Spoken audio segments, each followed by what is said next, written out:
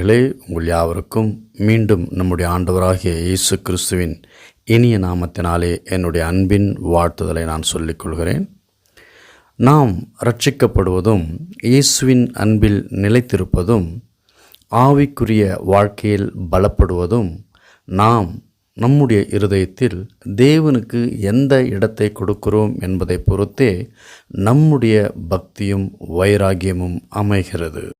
எபிரேயர் 4ஆம் அதிகாரம் 12வது வசனத்தில், தேவனுடைய வார்த்தையானது ஜீவனும் வல்லமையும் உள்ளதாயும் இருபுறமும் கருக்குள்ள எந்த பட்டயத்திலும் கருக்கானதாயும் ஆத்துமாவையும் ஆவியையும் கணுக்களையும் ஊனையும் பிரிக்கத்தக்கதாக உருவ குத்துகிறதாயும் இருதயத்தின் நினைவுகளையும் யோசனைகளையும் வகையறுக்கிறதாயும் இருக்கிறது. அவருடைய பார்வைக்கு மறைவான சிருஷ்டி ஒன்றுமில்லை, சகலமும் அவருடைய கண்களுக்கு முன்பாக நிர்வாணமாயும் வெளியரங்குமாயும் இருக்கிறது. அவருக்கே நாம் கணக்கு ஒப்புவிக்க வேண்டும். இங்கே குறிப்பாக கவனிக்க வேண்டிய ஒரு வார்த்தை, அவருடைய பார்வைக்கு மறைவான சிருஷ்டி ஒன்றுமில்லை, சகலமும் அவருடைய கண்களுக்கு முன்பாக நிர்வாணமாயும் வெளியரங்குமாயும் இருக்கிறது. அவருக்கே நாம் கணக்கு ஒப்புவிக்க வேண்டும். இதை நாம் கருத்தில் கொள்ள வேண்டும். ஏனென்றால் அவருக்கே நாம் கணக்கு ஒப்புவிக்க வேண்டும். இன்றைய தினம் வேதம் நமக்கு சொல்லும் பாடம் என்ன என்று பார்க்க இருக்கிறோம். சிம்சோனின் வாழ்க்கை வரலாற்றை பகுதியை வேதாகமத்திலிருந்து அதன் தொடர்ச்சியாக 2 பகுதியையும் இயேசுவின் முன்மாதிரி என்கின்ற தலைப்போடு ஒரு பிரத்யேக பகுதியையும் பார்த்தோம். இருந்தாலும் இன்னும் ஒரு பகுதியை சிம்சோனை குறித்து பேச வேண்டிய ஒரு அவசியத்தை தேவன் கட்டளையிட்டபடினாலே நாம் அதை குறித்து பார்க்க வேண்டும். நியாயாதிபதிகள் 14ஆம் அதிகாரம் 5வது வசனம், அப்படியே சிம்சோனும் அவன் தாயும் தகப்பனும் திம்னாத்திற்கு போக புறப்பட்டார்கள். அவர்கள் திம்னாத்தூர் திராட்சை தோட்டங்கள் மட்டும் வந்தபோது, இதோ கெர்ஜிக்கிற பாலசிங்கம் ஒன்று அவனுக்கு எதிராக வந்தது. சிம்சோன் தம்முடைய ஜனங்களில், அதாவது விருத்த சேதனம் உள்ள ஜனங்களில் பெண்ணெடுக்காமல் பெலிஸ்தரின் பெண்ணை விரும்பினான். ஆகவே தன்னுடைய தாயையும் தகப்பனையும் அழைத்து கொண்டு திம்னாத்திற்கு புறப்படுகிறான். திம்னாத் என்கின்ற பட்டணமோ அல்லது ஊரோ அந்த இடத்தை அடைய வேண்டுமானால் அதற்கு முன்பதாக அவர்கள் திராட்சை தோட்டத்தை கடந்து செல்ல வேண்டும். சிம்சோனும் அவனுடைய தாயும் தகப்பனுமாக திம்னாத்தை நோக்கி கடந்து சென்றிருக்கிறார்கள். திடீரென்று ஒரு சிங்கம் அவனுக்கு முன்பதாக வருகிறது. எப்பொழுது அந்த சிங்கம் அவனை நோக்கி அல்லது அவர்கள் நோக்கி வருகிற பொழுது, அந்த நேரத்திலே சிம்சோன் தன்னுடைய பெற்றோர்களுக்கு இப்படி சொல்லியிருக்க வேண்டும், அம்மா நீங்கள் கொஞ்சம் நேரம் இங்கேயே இருங்கள், நான் அந்த சிங்கத்தை வேட்டையாடிவிட்டு வருகிறேன் என்று சொல்லியிருக்க வேண்டும். ஆனால் தன்னுடைய பெற்றோர்கள் இருவரும் அந்த இடத்திலிருந்து கொஞ்சம் கொஞ்சமாக பயந்து தங்களுடைய வீட்டிற்கே வந்திருக்க வேண்டும். சிம்சோனோ அந்த சிங்கத்திடமிருந்து போராடி, அவன் வேதம் சொல்லுகிறது, இதோ கெர்ஜிக்கிற பாலசிங்கம் ஒன்று அவனுக்கு எதிராக வந்தது. அதாவது சரீர பிரகாரமாக அந்த சிங்கத்திடமிருந்து போராடும் பொழுது அது அவனுக்கு மிக பெரியதான ஒரு விலங்காக இருந்திருக்க வேண்டும். எப்பொழுது கர்த்தருடைய ஆவியானவர் அவனோடு வந்து அவன் மேல் பலமாய் இறங்கினதனால் அவன் தன் கையில் ஒன்றும் இல்லாதிருந்தும் அதை ஒரு ஆட்டுக்குட்டியை கிழிக்கிறது போல கிழித்து போட்டான் என்று சொல்லப்படுகிறது. ஆக எப்பொழுது கர்த்தருடைய ஆவி அவனுக்குள் வந்தாரோ அப்பொழுது அந்த சிங்கமானது அவனுக்கு ஒரு சிறிய ஒரு குட்டி சிங்கமாக இருந்து அதனுடைய வாயை கிழித்து போடுகின்றான். இங்கே கவனிக்கும் பொழுது தாயும் தந்தையும் சிம்சோனுமாகத்தான் வந்தார்கள். ஆனால் அந்த சிங்கத்தை கொன்று போடுகிற பொழுது அவர்கள் தாயும் தகப்பனும் அவனோடு இல்லை. ஏனென்றால் இந்த சண்டை நெடுநேரமாக இருந்திருக்கக்கூடும். ஆகையினாலே தன்னுடைய தாயும் தகப்பனும் அந்த இடத்தை விட்டு மீண்டும் தங்களுடைய வீட்டிற்கு சென்றிருக்க வேண்டும். ஒருவேளை அவர்கள் தங்களுடைய வீட்டிற்கு போகாமல் அந்த திராட்சை தோட்டத்தின் அருகே இருந்திருந்தார்களானால் அவர்கள் தன்னுடைய மகன் சிங்கத்தின் வாயை கிழித்து போட்டதை பார்த்திருக்கக்கூடும். ஆனால் வேதம் என்ன சொல்லுகிறது என்றால், ஆனாலும் தான் செய்ததை அவன் தாய் தகப்பனுக்கு அறிவிக்கவில்லை. அவன் போய் அந்த பெண்ணோடே பேசினான். அவள் சிம்சோனின் கண்களுக்கு பிரியமாய் இருந்தாள் என்றால், சிம்சோன் சிங்கத்தை வேட்டையாடுகிற பொழுது தன் தாயும் தகப்பனும் தம்முடைய ஊருக்கு சென்று விட்டார்கள். சிம்சோனோ தான் விரும்பின பெண்ணை பார்க்க வந்ததினாலே அவன் திம்னாத்திற்கு வந்தான். அங்கேயே ஒரு 10 அல்லது 15 நாட்கள் தங்கியிருக்க வேண்டும். அங்கிருந்து மீண்டும் தன்னுடைய தகப்பனையும் தாயையும் பார்க்கும்படியாக திம்னாத்திலிருந்து புறப்பட்டு வருகிறான். அப்படி வருகிற பொழுது தான் வேட்டையாடி கொன்ற சிங்கத்தின் உடலை பார்ப்பதற்கு வழி விலகி போனான். என்றால் அவன் போகிற வழியிலிருந்து சற்றே விலகி தான் கொன்ற சிங்கம் பார்ப்பதற்காக திரும்புகிறான். இதோ சிங்கத்தின் உடலுக்குள்ளே தேனீ கூட்டமும் தேனும் இருந்தது. அவன் அதை தன் கைகளில் எடுத்து சாப்பிட்டு கொண்டே நடந்து தன் தாய் தகப்பனிடத்தில் வந்து அவர்களுக்கும் கொடுத்தான். அவர்களும் சாப்பிட்டார்கள். ஆனாலும் தான் அந்த தேனை சிங்கத்தின் உடலிலே எடுத்ததை அவர்களுக்கு அறிவிக்கவில்லை. இதிலிருந்து நமக்கு என்ன தெரிகிறது என்றால், அவர்களை நோக்கி சிங்கம் வந்தது. சிங்கம் வருகிற பொழுது தாயும் தகப்பனும் அங்கிருந்து போய்விட்டார்கள். மகன் அந்த சிங்கத்தை கொன்றான். கொன்ற பிறகு நாட்கள் சென்றது. மீண்டும் அந்த சிங்கத்தின் உடலுக்குள் தேனும் தேனீ கூட்டமும் இருந்தது. தேனை தின்றான். தான் தின்றது மட்டுமல்லாமல் அதை தன் தாய்க்கும் தகப்பனுக்கும் கொடுத்தான்.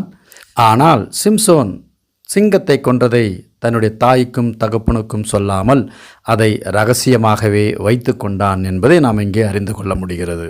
ஏற்கனவே நாம் பார்த்தோம் சிம்சோன் இயேசுவின் முன்மாதிரி என்று. ஆக சிம்சோன் காலத்தில் நடந்த ஒவ்வொன்றும் பிற்காலத்திலே அது ஒரு முக்கியமான ஒரு விசேஷமாகவும் அதனால் நாம் அறிந்து கொள்ள வேண்டிய அநேக ஆவிக்குரிய விஷயங்களும் ஞானமும் இருக்கிறது என்பதை நாம் இங்கே அறிந்து கொள்ள வேண்டும். இங்கே இறந்த சிங்கத்தின் உடலில் இருந்த தேனை சாப்பிட்டது சரி என்றும் சொல்லவில்லை, தவறு என்றும் சொல்லவில்லை. ஆனால் இந்த சம்பவத்தை இயேசு கிறிஸ்து மூலமாக நமக்கு அவர் சொல்ல வருகிற செய்தி என்ன என்பதை குறித்து நாம் பார்க்க இருக்கின்றோம். தொடர்ந்து கவனியுங்கள். கர்த்தருடைய நாமம் மகிமைப்படுவதாக. மார்க்கு 7ஆம் அதிகாரம். எருசலேமிலிருந்து வந்த பரிசேயரும் வேத பாரகரில் சிலரும் அவரிடத்தில் கூடி வந்தார்கள். அப்பொழுது அவருடைய சீஷரில் சிலர் கழுவாத அசுத்த கைகளினாலே போஜனம் பண்ணுகிறதை அவர்கள் கண்டு குற்றம் பிடித்தார்கள். ஏனெனில் பரிசேயர் முதலிய யூதர் அனைவரும் முன்னோர்களின் பாரம்பரியத்தை கைக்கொண்டு அடிக்கடி கை கழுவினாலொழிய சாப்பிட மாட்டார்கள். கடையிலிருந்து வரும்போதும் ஸ்நானம் பண்ணாமல் சாப்பிட மாட்டார்கள். அப்படியே செம்புகளையும் கிண்ணங்களையும் செப்பு குடங்களையும் மனைகளையும் கழுகுறதுமல்லாமல் வேறு அநேக ஆசாரங்களையும் கை கொண்டு வருவார்கள். அப்பொழுது அந்த பரிசேயரும் வேதபாரகரும் அவரை நோக்கி, உம்முடைய சீஷர்கள் முன்னோர்களின் பாரம்பரியத்தை மீறி ஏன் கை கழுவாமல் சாப்பிடுகிறார்கள் என்று கேட்டார்கள். அவர்களுக்கு அவர் பிரதியுத்தரமாக, இந்த ஜனங்கள் தங்கள் உதடுகளினால் என்னை கனம் பண்ணுகிறார்கள். அவர்கள் இருதயமோ எனக்கு தூரமாய் விலகி இருக்கிறது என்றும், மனுஷனுடைய கற்பனைகளை உபதேசங்களாக போதித்து வீணாய் எனக்கு ஆராதனை செய்கிறார்கள் என்றும் எழுதியிருக்கிற பிரகாரம் மாயக்காரராகிய உங்களை குறித்து ஏசாயா நன்றாய் தீர்க்க தரிசனம் சொல்லியிருக்கிறான் என்று சொல்லுகிறார். நியாயாதிபதிகள் 13ஆம் அதிகாரம் 8வது வசனத்தில், அப்பொழுது மனோவா கர்த்தரை நோக்கி விண்ணப்பம் பண்ணி, என் ஆண்டவரே, நீர் அனுப்பின தேவனுடைய மனுஷன் மறுபடியும் ஒரு விசை எங்களிடத்தில் வந்து பிறக்கப் போகிற பிள்ளைக்காக நாங்கள் செய்ய வேண்டியதை எங்களுக்கு கற்பிப்பாராக என்று வேண்டிக் கொண்டான். தேவன் மனோவாவின் சத்தத்துக்கு செவி கொடுத்தார். அந்த ஸ்திரீ வயல்வெளியில் இருக்கும்போது தேவனுடைய தூதனானவர் திரும்பவும் அவளிடத்தில் வந்தார். அப்பொழுது அவள் புருஷனாகிய மனோவா அவளோடு இருக்கவில்லை. ஆகையால் அந்த ஸ்திரீ சீக்கிரமாய் ஓடி, இதோ அன்று என்னிடத்தில் வந்தவர் எனக்கு தரிசனமானார் என்று தன் புருஷனுக்கு அறிவித்தாள். அப்பொழுது மனோவா எழுந்திருந்து தன் மனைவியின் பின்னாலே போய் அவரிடத்திற்கு வந்து, இந்த ஸ்திரீயோடு பேசினவர் நீதானா என்று அவரிடத்தில் கேட்டான். அவர் நான் தான் என்றார். அப்பொழுது மனோவா, நீர் சொன்ன காரியம் நிறைவேறும் பொழுது அந்த பிள்ளையை எப்படி வளர்க்க வேண்டும், அதை எப்படி நடத்த வேண்டும் என்று கேட்டான். கர்த்தருடைய தூதனானவர் மனோவாவை நோக்கி, நான் ஸ்திரீயோடே சொன்ன யாவற்றுக்கும் அவள் எச்சரிக்கையாயிருந்து என்று சொல்லுகிறார். ஆக சிம்சோன் ஒரு நியாயாதிபதி. தேவன் சிம்சோனை முன்னறிவித்தார். ஆக அவன் பிறப்பதற்கு முன்பதாகவே தன் தாய்க்கும் தகப்பனுக்கும் தரிசனமாகி தன் பிள்ளையை எப்படி வளர்க்க வேண்டும் என்று தெளிவாக அவருடைய பெற்றோருக்கு சொல்லியிருக்கிறார். ஆகவே சிம்சோனின் பெற்றோர்கள் சிம்சோனிற்கு எப்படி இருக்க வேண்டும், தேவனுக்கு பிரியமான காரியம் என்ன, நீ எதை செய்ய வேண்டும் என்று அவனுக்கு தெளிவாக சொல்லியிருக்க வேண்டும். மட்டுமல்லாமல் யூதர்களிடத்திலே இருக்கிற பாரம்பரியத்தையும் கை சுத்தத்தையும் அவர்களுடைய சுத்தமான பழக்க வழக்கங்களையும் அவனுக்கு சொல்லியிருக்க வேண்டும். மட்டுமல்லாமல் நடைமுறையில், அதாவது அன்றாட வாழ்க்கையிலே அவர்களுடைய பாரம்பரிய சுத்தத்தையும் பழக்கத்தையும் அவன் நன்கு அறிந்தவனாக இருந்திருக்க வேண்டும். இப்பொழுது நியாயாதிபதிகள் 14ஆம் அதிகாரம் 6வது வசனம். அப்பொழுது கர்த்தருடைய ஆவி அவன் மேல் பலமாய் இறங்கினதினால் அவன் தன் கையில் ஒன்றும் இல்லாதிருந்தும் அதை ஒரு ஆட்டுக்குட்டியை கிழித்து போடுகிறது போல் கிழித்து போட்டான். ஆனாலும் தான் செய்ததை அவன் தாய் தகப்பனுக்கு அறிவிக்கவில்லை. அதே போல நியாயாதிபதிகள் 15ஆம் அதிகாரம் 9வது வசனம். அவன் அதை தன் கைகளில் எடுத்து சாப்பிட்டு கொண்டே நடந்து தன் தாய் தகப்பனிடத்தில் வந்து அவர்களுக்கும் கொடுத்தான். அவர்களும் சாப்பிட்டார்கள். ஆனாலும் தான் அந்த தேனை சிங்கத்தின் உடலிலே எடுத்ததை அவர்களுக்கு அறிவிக்கவில்லை என்று எழுதியிருக்கிறது. சிம்சோன் ஏன் தன் தாய்க்கும் தகப்பனுக்கும் அறிவிக்கவில்லை என்கின்ற இரகசியத்தை நாம் இப்போது அறிந்திருக்கக்கூடும். ஏனென்றால் யூதர்கள் சுத்தம் உள்ளவர்கள். எதை செய்தாலும் வீட்டை விட்டு வெளியில் கிளம்பும் பொழுது மீண்டும் அவர்கள் வீட்டிற்குள் வரும்பொழுது அவர்கள் அநேக காரியங்களை, அநேக சுத்தத்தை அவர்கள் கடைபிடித்திருக்கிறார்கள். ஆகவே சிம்சோன் தான் ஒரு சிங்கத்தின், அதாவது இறந்த சிங்கத்தின் உடலுக்குள் இருந்த தேனை அவன் சாப்பிட்டான். மட்டுமல்லாமல் அதை தன் தாய்க்கும் தகப்பனுக்கும் கொடுத்தான் என்பதை அவர்கள் அறிந்திருந்தார்களானால் கண்டிப்பாக அதை சாப்பிட்டிருக்க மாட்டார்கள். மட்டுமல்லாமல் அவனை கண்டித்திருப்பார்கள். நீ செய்தது தவறு, நம்முடைய பாரம்பரியத்தை நீ அழித்தாய், கெடுத்தாய், இப்படி நீ செய்திருக்கக்கூடாது என்று அநேக காரியங்களை சொல்லியிருக்கக்கூடும். ஆகவே அவன் இந்த காரியத்தை இரகசியமாக வைத்தான் என்று நாம் இப்பொழுது புரிந்து கொள்ள முடியும். தேவனுடைய வசனத்தையும் அவருடைய சித்தத்தையும் நாம் உணராமல், கவனிக்காமல், பாரம்பரியங்களை குறித்து கவனமாய் இருக்கிறவர்களுக்கு ஆண்டவராகிய இயேசு கிறிஸ்து என்ன சொல்லுகிறார் என்று பார்க்கும் பொழுது, மார்க்கு 7ஆம் அதிகாரம் 8வது வசனத்தில், நீங்கள் தேவனுடைய கட்டளையை தள்ளிவிட்டு மனுஷருடைய பாரம்பரியத்தை வைத்துக்கொண்டு வருகிறவர்களாய் கிண்ணங்களையும் செம்புகளையும் கழுவுகிறீர்கள் மற்றும் இப்படிப்பட்ட அநேக சடங்குகளையும் அனுசரித்து வருகிறீர்கள் என்றார். பின்னும் அவர் அவர்களை நோக்கி, நீங்கள் உங்கள் பாரம்பரியத்தை கைக்கொள்ளும்படிக்கு தேவனுடைய கட்டளைகளை வியர்த்தியமாக்கியது நன்றாயிருக்கிறதா? அதாவது பாரம்பரியங்களை கடைபிடித்து தேவனுடைய வார்த்தையை விட்டுவிட்டீர்கள், கடைபிடிக்கவில்லை என்று சொல்லுகிறார். ஆகவே சிம்சோனும் பாரம்பரியத்தை விரும்பாமல் அதற்கு எதிரான சிந்தை உடையவனாக இருந்ததினாலே சிங்கத்தின் உடலிலிருந்து எடுத்த தேனை அவனும் உண்டான், தன் பெற்றோருக்கும் கொடுத்தான் என்று பார்க்கிறோம். இங்கே தேன் என்று பேசுகிற பொழுது அது கர்த்தருடைய வார்த்தையாக இருக்கிறது. எடுத்துக்காட்டாக யாத்ராகமம் 3ஆம் அதிகாரம் 8வது வசனத்தில் பார்க்கும் பொழுது, பாலும் தேனும் ஓடுகிற நலமும் விசாலமுமான தேசத்தில் கொண்டு போய் சேர்க்கவும். அதாவது பாலும் தேனும் ஓடுகிற தேசம் என்றால் பாலும் தேனும் ஓடுகிறது அல்ல, அங்கே கர்த்தருடைய ஆசீர்வாதத்தையும் அவருடைய சமாதானத்தையும் அவருடைய நித்தியத்தையும் தேடுகிற கிடைக்கப் பெறுகிற அந்த ஆசீர்வாதத்தையே இங்கு சொல்லுகிறது. அதே போல சங்கீதம் 119 103வது வசனத்தை நாம் படிக்கும் பொழுது, உம்முடைய வார்த்தைகள் என் நாவுக்கு எவ்வளவு இனிமையானவைகள், என் வாய்க்கு அவைகள் தேனிலும் மதுரமாயிருக்கும். மற்றும் சங்கீதம் 19ஆம் அதிகாரம் 9 மற்றும் 10வது வசனத்தில், கர்த்தருக்கு பயப்படுகிற பயம் சுத்தமும் என்றென்றைக்கும் நிலைத்திருக்கிறதுமாயிருக்கிறது, கர்த்தருடைய நியாயங்கள் உண்மையும் அவைகள் அனைத்தும் நீதியுமாயிருக்கிறது, அவைகள் பொன்னிலும் மிகுந்த பசும் பொன்னிலும் விரும்பத்தக்கதும் தேனிலும் தேன் கூட்டிலிருந்து ஒழுகும் தெளி தேனிலும் மதுரமாயிருக்கிறது. ஆகவே கர்த்தருடைய வசனம் தேனிலும் தேனை விட மிக அருமையானதென்று சொல்லப்படுகிறதினால், ஆகவே இறந்த சிங்கத்தின் உடலிலிருந்து எடுத்த தேனானது கர்த்தருடைய வார்த்தை, கர்த்தர் கொடுத்த வெளிப்பாடு. ஆகவே இந்த தேனை கொண்டு போய் தன் தாய்க்கும் தகப்பனுக்கும் கொடுத்திருந்தால் வேண்டாம் என்றும் சுத்தத்தை பற்றி பேசியிருப்பார்கள் என்பதனால் அவன் அதை குறித்து சொல்லவில்லை.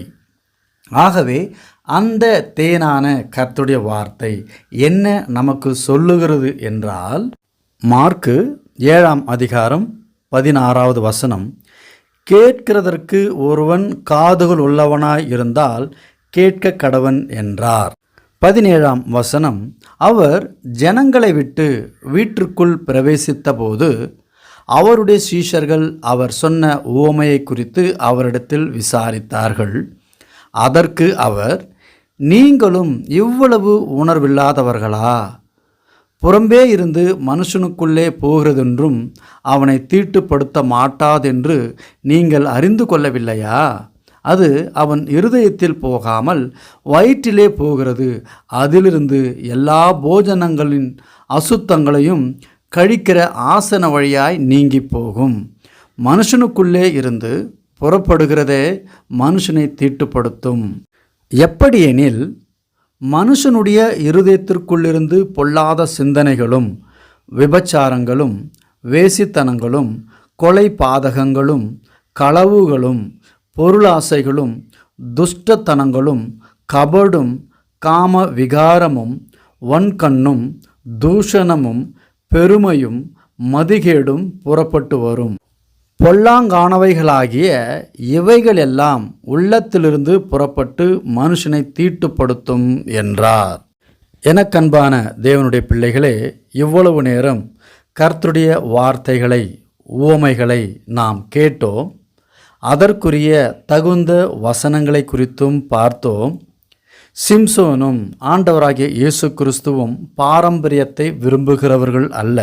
ஆகவே ஆண்டவராகிய இயேசு கிறிஸ்து தெளிவாக ஜனங்களுக்கு சொல்லுகிறார், நீங்கள் தேவனுடைய கட்டளையை தள்ளிவிட்டு மனுஷருடைய பாரம்பரியத்தை கை கொண்டு வருகிறவர்களாய் கிண்ணங்களையும் செம்புகளையும் கழுவுகிறீர்கள் மற்றும் இப்படிப்பட்ட அநேக சடங்குகளையும் அனுசரித்து வருகிறீர்கள் என்றார். என் அன்பு தேவனுடைய பிள்ளைகளே, ஆண்டவராகிய இயேசு கிறிஸ்துவை நாம் ஏற்றுக்கொண்டோம் என்று சொன்னால் நமக்குள்ளே பாகுபாடு, வேறுபாடு, உயர்வு தாழ்வு இவைகளை ஆண்டவரை ஏற்றுக்கொண்டோம் என்று சொல்லுகிற ஒவ்வொரு தேவனுடைய பிள்ளைகளும் மிகவும் எச்சரிக்கையாக இருக்க வேண்டும்.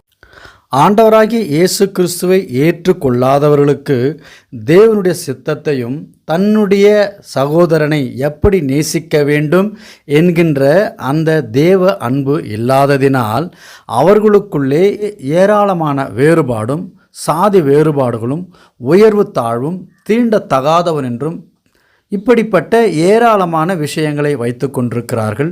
ஏனென்றால் கர்த்தரை குறித்தோ அவருடைய நீதியை குறித்தோ அவருடைய சித்தத்தை குறித்து அறியாததினாலே செய்கிறார்கள். ஆனால் ஆண்டவரை சொந்த இரட்சகராக ஏற்றுக்கொண்டோம் என்று சொல்லியும் அவருடைய கட்டளைகளை கீழ்ப்படியாமல் சக மனிதனை அவனை சிநேகிக்க தெரியாமல் அன்பு காட்ட தெரியாமல் நான் கர்த்தருடைய பிள்ளை, நான் ரட்சிக்கப்பட்டேன் என்கின்றது மிக பெரிய அபத்தமாகவும் தேவனுடைய பார்வையிலே மிகவும் பொல்லாததாக இருக்கிறது. எப்படி? நியாயாதிபதி புத்தகங்களில் பார்த்தோம். அநேக நியாயாதிபதிகள் இஸ்ரவேலரை வழிநடத்தி அவர்களை ரட்சித்தார்கள். இஸ்ரவேல் ஜனங்கள் தேவன் செய்த எல்லா அற்புதத்தையும் பார்த்தார்கள். ஆனாலும் அவர்கள் மனம் திருந்தாமல் லேவியனுக்கு நியாயாதிபதிகள் 19ஆம் அதிகாரத்தில் செய்த அந்த பொல்லாங்கு எப்படி இருக்கிறதோ அதேதான் ஆண்டவராக இயேசு கிறிஸ்துவை ஏற்றுக்கொண்டோம் என்று சொல்லி ஜாதி வேறுபாடுகளையும் சக மனிதனை நேசிக்க தெரியவில்லை என்றால் நமக்கும் அதே விதமான பதிலை தேவன் நமக்கு கட்டளையிட்டு நம்முடைய ஆத்துமாவை நாம் இழந்து போகிறவர்களாக இருப்போம். ஆகையினால் அன்பிற்குரிய தேவனுடைய பிள்ளைகளே, கிறிஸ்துவை ஏற்றுக்கொண்டோம் என்றால் சக மனிதனை நேசிக்க தெரிய வேண்டும். நமக்குள்ளே வேறுபாடுகளோ சாதி வேறுபாடுகளோ இன வேறுபாடுகளோ மொழி வேறுபாடுகளோ எந்த வேறுபாடும் நமக்குள் இல்லாமல் ஆண்டவராகிய இயேசு கிறிஸ்துவின் இரத்தத்தினால் நாம் அனைவரும் கழுவப்பட்டோம். நாம் அனைவரும் கிறிஸ்துவுக்குள்ளாக சகோதரர்கள் என்கின்ற எண்ணம் நமக்குள் வரும்போது அது தேவனுடைய சித்தமாக இருக்கிறது, அது தேவனுடைய காரியமாக இருக்கிறது.